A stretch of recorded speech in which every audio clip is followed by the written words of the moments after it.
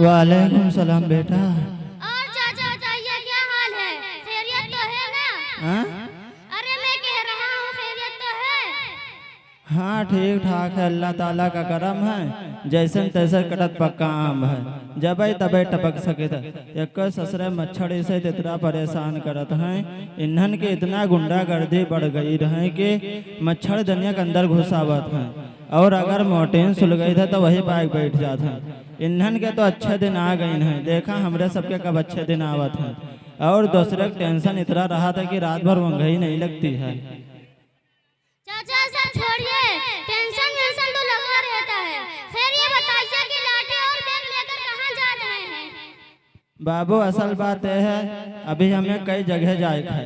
यहाँ से मखदूमपुर, फिर वहाँ से रसूलपुर, फिर वहाँ से पेड़वा गांव, फिर वहाँ से बस पकड़ के और आगे जाए है। बेटा तुमका हम कहाँ कहाँ तक बताई। चाचा इस उम्र में इतना लंबा सफर ना किया करें, क्या पता कहाँ जिंदगी की शाम आ जाए। अरे बाबू एक बात सुन लो, जैसे हम दिखे थे वैसे हम नहीं, धोखा मत खायो। खैर ये बताइए कि आप इतनी दूर क्यों जा रहे हैं?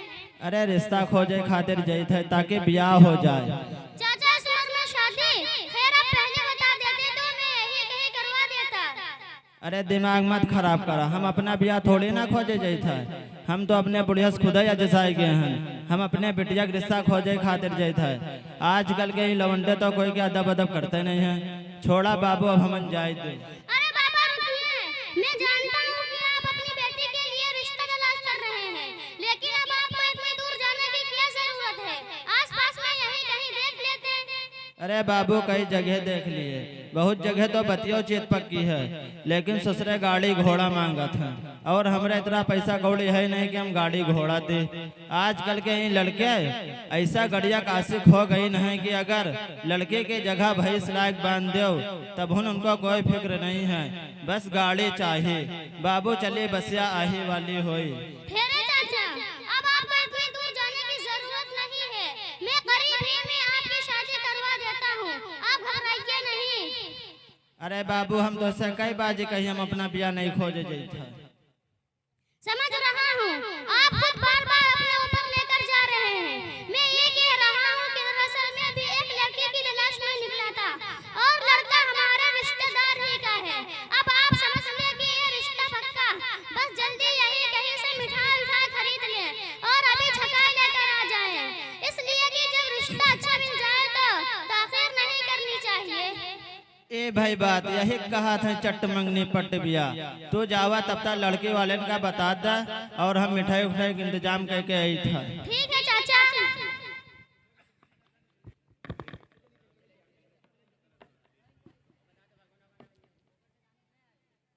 अस्सलामुअलैकुम वरहमतुल्लाहि वबरकातुह। हजरात आप सब तो जानते ही हैं कि मंगनी या छकाई सिर्फ और सिर्फ एक वादा है, और वादा तो जुबान से किया जाता है, उसमें मिठाई खटाई वगैरह की क्या जरूरत। अच्छा, बहुत जाहिल ऐसे भी है कि छकाई में उनकी सोच से रकम और मिठाई वगैरह कम मिलती है तो शिकवा करने लगते हैं, और बाज तोला तान भी करने लगते हैं कि अरे हमारा बेटा तो सिर्फ 10,000 के लायक है, और सिर्फ 10 किलो मिठाई के लायक है, वो भी बालूशाही। और कपड़ा तो ऐसा लेकर आते हैं कि वैसे कपड़े तो हम लोग हाथ पोंछ कर बाहर फेंक देते हैं। ससुरे सब के सब बकील हैं, ऐसे हैं वैसे हैं, डबल पैसे हैं, और न जाने क्या क्या कहते हैं। हजरात इस्लाहुल रसूल हजरत मौलाना अशरफ अली थानवी रहमतुल्लाह अलैह फरमाते हैं कि आजकल के ये बखेड़े जो राइज हैं ये सब के सब लब यानी बेकार और खिलाफ सुन्नत है। दोस्तों, मैंने अभी अभी सुना है कि हमारे गांव में भी कोई छकाई नजर आने वाला है, देखते हैं उसके अंदर क्या क्या खुराफात होते हैं।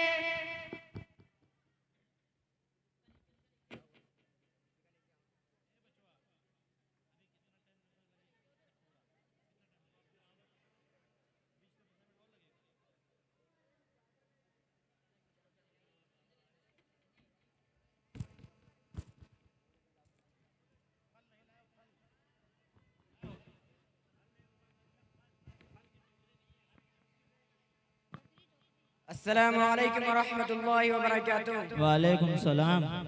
और चाचा बताएं कैसे हैं?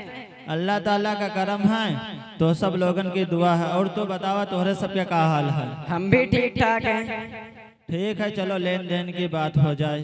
लेन देन की क्या बात करें, आप तो जानते ही हैं कि आजकल क्या चीज दी जाती है। मसलन मसहरी, गद्दा, रजाई, डेग, हांडी, बड़ी कढ़ाई, fridge, cooler, washing machine, gas टंकी, सिलाई मशीन, छोटी पेटी, बड़ी पेटी, अलमारी, कुर्सी, मेज, सोफा सेट, खाना सेट, पानी सेट, चाय सेट, शरबत सेट, सेवाई सेट, ये तो सब देते हैं। इसमें लेन देन की क्या बात करें। तोबा हमें ऐसा लगा था कि तोहरा सबका जहजो समन्वय से शोरूम खोले की इरादा है। अरे ये सब आम चीजें तो सब देते हैं, इसमें ताज्जुब की क्या बात है। एक बात और बता दें, हमने जहाँ भी रिश्ता देखा है हर जगह से गाड़ी मिल रही थी, कहीं से हाथी डीलर और कहीं से लेसन प्रो। देखा बाबू, आम तौर पर जो दिया जाता है वो हम कहीं से कर्जा वर्जा लेके इंतजाम कर देबे, और रही बात गड़िया के, वो हम नहीं दे पेबे। तब तो बगैर गाड़ी के हमारा बेटा मानेगा ही नहीं। उसने तो यही कहा कि हमें लड़की चाहे जैसे मिले उससे नहीं मतलब, हाँ गाड़ी जरूर मिलना चाहिए। ठीक है, कहूँ से गड़ियों के इंतजाम कर दे, कौनो चीज बेच वेच के या कहीं से कर्जा वर्जा लेके का करी के बगैर तो कोई बतियाऊ नहीं करत है। ये बतावा कि तोहरे सबके लड़कियों देखे ओ तो आना ही पड़ेगा, बगैर देखे कैसे काम चलेगा और कैसे इत्मीनान होगा। आयो, लेकिन इतना एहसान की हो कि मेहरवन का साथ में ना लेके आयो। वो आवत है खाली ऐब निकाले खत्ते, जब जइया गइया कुल्लू तो ठीक ठाक है। नकिया जैसे पकौड़ा, अखिया जैसे बिलैक आँख, और अगर तनको बड़ी बड़ी रही तो कहिया जैसे बगभग आँख। अपना मुंह तो जैसे कभू शीशम देखिए नहीं कि हम कैसे हैं। ये बतावा कि बरतिया कितना लाख पिलान है? कम से कम 300-350। अरे बाबू, इतनी कुल बारात लाख का जरूरत है? हमारे गांव तो इतनी बड़ी बगिया नहीं है कि हम तो सबका बैठेबे कहाँ। अरे ज्यादा कुछ लेके आई हो तो सबका घमाए पड़ी, कम लेके आई हो ना तुमका परेशानी हो ना हमें परेशानी। अरे भाई, हमने सोचा था 500 बारात लेकर आएंगे, लेकिन आपको देखकर इरादा बदल लिया है, और इतनी बारात तो अक्सर लोग लाते ही हैं। बंद करो इन खुराफात को। आप लोगों ने शादी को एक मुश्किल तरीन मसला बना दिया है। ऐसा लग रहा है कि आप लोग शादी नहीं सौदा कर रहे हैं और अपने लड़के को बेच रहे हैं। मेरे भाई, कुछ तो शर्म करो। देखो, तुम एक मुसलमान हो। अरे बेटे, लड़के की परवरिश करने में कितना वक्त लगता है और कितनी मेहनत करनी पड़ती है। ये इतना बड़ा था जब पैदा हुआ था, तुम्हें क्या पता। लड़की इतनी बड़ी पैदा हुई थी? लड़की के माँ बाप मेहनत से नहीं पालते, बल्कि आज के पुरफितन दौर में लड़के के बनिस्बत लड़की की परवरिश करना और ज्यादा मुश्किल हो गया है। अरे बेटे, हमने तो सिर्फ उसी चीज को मांगा है अरे बेटे, हमने तो सिर्फ उसी चीज को मांगा है जो आम तौर पर दी जाती है और जिनके देने का रवाज है। आवाज तो आप जैसे दुनियादारों ने बना लिया है। क्या आप सल्लल्लाहु अलैहि वसल्लम के दौर में और आपके सहाबा के दौर में ये तरीका राइज था? आज आप ही लोगों की वजह से बेचारे लड़की वाले परेशान रहते हैं। हालांकि शरअन लड़की वालों पर शादी में शरअन कोई खर्च नहीं, जो खर्च है यानी वलीमा और मेहर वो लड़के पर है। लेकिन आज उल्टी गंगा बह रही है और आपने गाड़ी का भी मुतालबा किया। जब आपको गाड़ी का इतना शौक है तो खुद क्यों नहीं खरीद लेते? क्यों इस तरह से भीख मांग रहे हैं? अरे बेटे, हम गाड़ी कहाँ से खरीद सकते हैं? हम जो कुछ कमाते धमाते हैं उनसे हमारे घर का खर्चा ही पूरा नहीं होता। हम इसीलिए परेशान रहते हैं। और जो हमारा बड़ा वाला बेटा है वो बिल्कुल लाखैरा है, कुछ कमाता धमाता तो है नहीं, और अगर कुछ कमाता धमाता है तो नेट वगैरह में बर्बाद कर देता है। जब आप परेशानी की वजह से गाड़ी नहीं खरीद पा रहे हैं तो क्या इन चाचा के पास गाड़ी की एजेंसी है? बेटा, हम तुमसे जो बताए थे कि हमरे इतनी ताकत नहीं है कि हम बगैर कर्जा लिए साइकिल दे दे। गड़िया का नंबर सुन के तो हमरे चौंधा आवत है। अफसोस है आप जैसे लोगों पर जिनके पास साइकिल देने की ताकत नहीं, उनसे गाड़ी का मुतालबा कर रहे हैं। यही वजह है कि आज के बूढ़े बाप भी जहेज का सामान मुहैया करने के लिए कमाने पर मजबूर है। किसी ने क्या ही खूब कहा है, रहने सहने का मेरा जब से ठिकाना हो गया, रहने सहने का मेरा जब से ठिकाना हो गया, जाने क्यों दुश्मन मेरा तब से जमाना हो गया। बेटियों की शादियों की फिक्र में एक बूढ़ा बाप, बेटियों की शादियों की फिक्र में एक बूढ़ा बाप कल कमाने के लिए घर से रवाना हो गया। और आपने कहा कि बाराती 3 साढ़े 3 आएंगे। मेरे भाई, आखिर जरूरत क्या है इस तरफ से लाकर लड़की वालों को परेशान करने की। असल में बात यह है, हमने खास को बारात लिया है। अब अगर हम अपनी बारात में गांव वालों और आसपास के लोगों को नहीं ले जाएंगे तो आप ही बताइए कि लोग नाराज नहीं हो जाएंगे? हो जाने दो नाराज। क्या आपने हदीस शरीफ नहीं सुनी? ला ताअत लि मखलूक़िन फी मासियतिल खालिक। अल्लाह की नाफरमानी में मखलूक की इताअत करना और मखलूक को खुश करना ये जायज नहीं। आप सिर्फ वो काम कीजिए जिससे अल्लाह खुश और राजी होता है। तो बाबू, क्या बारात ले जाना हराम है? बेटा हमका यो बताओ कि ये जो सब कुछ हमसे मांगा था, का ऐसे मांगना दुरुस्त है? और अगर कोई अपने बिटिया का जहेज दिए तो जायज है कि नहीं? और ये भी बताएं कि सबसे अफजल शादी कौन सी है? देखिए, ये सब बहुत बड़े बड़े सवालात हैं। मुझे चूंकि अभी बहुत ज़्यादा जानकारी नहीं है, क्योंकि मैं एक तालिब इल्म हूँ, इसलिए ये सारे सवालों का जवाब देने के लिए मैं मौलाना नदीम अहसन साहब कासमी को बुलाना चाहूँगा। अस्सलामु अलैकुम व रहमतुल्लाहि व बरकातुहू। वालेकुम अस्सलाम व रहमतुल्लाहि व बरकातुहू। और मौलाना साहब खैरियत से हैं? अल्हम्दुलिल्लाह। आप इस वक्त कहाँ पे हैं? मैं एक मीटिंग के लिए बाहर जा रहा हूँ। जरा अपनी मशगूलियत से थोड़ा सा वक्त निकाल कर जामिया अरबिया अशरफुल उलूम के पिंडाल में चले आए। कुछ लोग यहाँ किसी मसला के बारे में तशवीश में पड़े हुए हैं और उनको इत्मीनान बख्श जवाब दीजिए। मैं एक मीटिंग के लिए बाहर जा रहा था, चूंकि आपका मसला बहुत अहम है, लिहाजा मैं अभी आ रहा हूँ।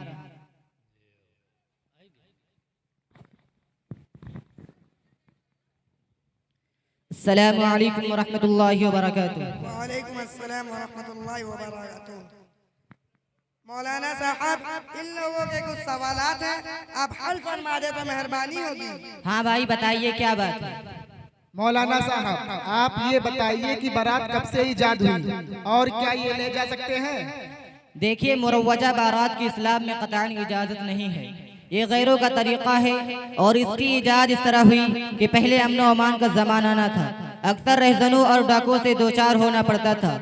दूल्हा दुल्हन और जेवर वगैरह की हिफाजत के लिए बारात ले जाने की रस्म ईजाद हुई। अब तो अमन व अमान का जमाना है, अब हिफाजत वगैरह कुछ मकसूद नहीं, सिर्फ और सिर्फ रस्म का पूरा करना फौरी मद्देनजर होती है। और इसके अलावा बहुत सारे मफासिद इसके अंदर पाए जाते हैं, मसलन रियाकारी तफाखुर, 20 कहकर 40 का जाना, लड़की वालों का परेशान होना, खाने के मयार का मुतय्यन करना वगैरह। इसलिए सरासर गलत और गैर इस्लामी है।